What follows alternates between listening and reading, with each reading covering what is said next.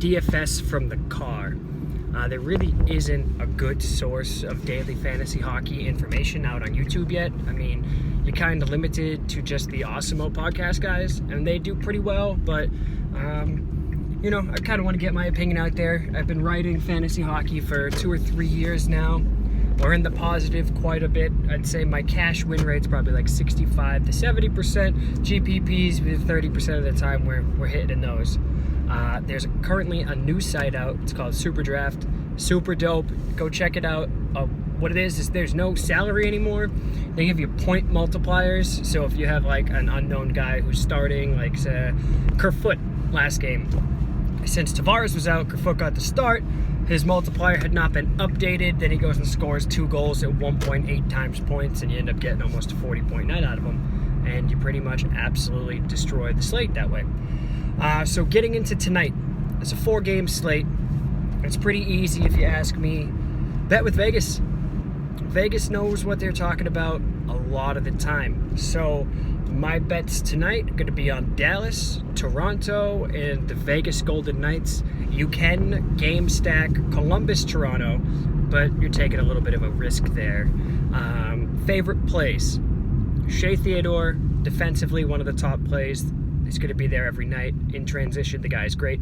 On Super Draft, he has like a 1.7 multiplier, something crazy like that. Super cheap, and it'll allow you to fit some of the more expensive guys in there. Top forward on the night from Toronto, Mitch Marner. I think that with Tavares out, he's going to have a much bigger role than what he's been getting. So I think those two are kind of your core building blocks. So what you want to do is you want to look at the Vegas over-unders. I mean, Dallas is projected to score 3.7 goals against a terrible Ottawa team. Even if they don't score that, Ottawa has been letting up an absolute ton of shots. So, I mean, I'm thinking I'm going to play some Dallas. Hines, Corey Perry's revitalized, scored 2 goals last game, had an assist. So he's on their second line. Sagan and Ben are due to break out. I just don't know when it's coming. It's going to be coming, though. They're going to break out. They're going to have a great game. I just don't know when. It's been tough trying to keep faith in that Dallas team. It's just, I don't know. I would love to play them. I think Ben is way too overpriced on FanDuel. I wouldn't even look at him. Sagan, you can kind of squeeze him in, but why do you want to pay up there when you can get somebody like Matthews, who is dominant right now, just having one of the best years or best starts to a year that you can have.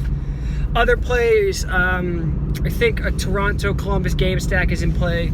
Toronto probably wins like a 4-5-3 type game. But they're bad on defense. They've always been bad on defense. They probably won't ever be good on defense. Probably never. I don't know what. Babcock used to be really great, really defensive-minded when he was in Detroit. Detroit used to win a lot of games, 1-0.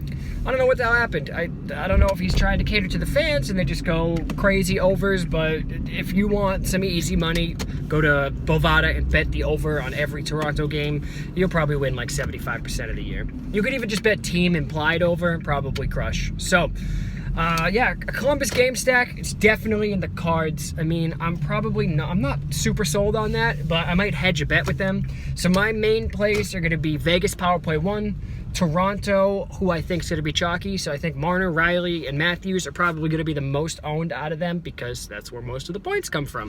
So I'm probably going to have a lot of exposure to them. Paul Stastny's playing unreal right now. Mark Stone is great. Shea Theodore, those are probably my 3 that I'm going with from Vegas. And then I'm probably going with Dallas Power Play 1. Maybe not. Maybe go with Dallas Line 2 because they're really cheap. Opens up a lot for you to do with the rest of your salary. You can always plug in Nathan McKinnon. Guy's awesome. Mikko Rantanen scoring left and right again. On Super Draft, Landeskog is super cheap. Well, I guess not cheap. Super up. He's got 1.4x multiplier for a first-line guy that plays with McKinnon and Rantanen. He's due for a big game, too.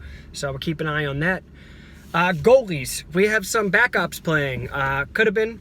Anton could have been. It's probably my number 1. I think they're probably number 1 there. Dallas. I think they should get the win. I think Ottawa is just not a good team. I would love Ottawa to be a good team, but I just don't think it's ever going to happen. I mean, and Brady Tkachuk is absolutely filthy. It's just tough. Ottawa, I don't even know if they're going to be in Ottawa for much longer. They moved the rink. All sorts of weird shit going on up there. But anyways, they're in Dallas. It's a far plane ride. Ottawa gives up a ton of shots. I think Dallas is probably your best bet for goalie, you know. Going with team implied, Frederik Andersen, if he's starting tonight, he's probably your best cash goalie. Probably not playing cash games tonight because it's such a small slate.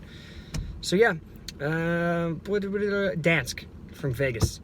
I don't know what's going on in Vegas right now, but they look really, really, really good. They look really good. Fleury's getting a break after his shutout Pittsburgh the other day. He looks amazing.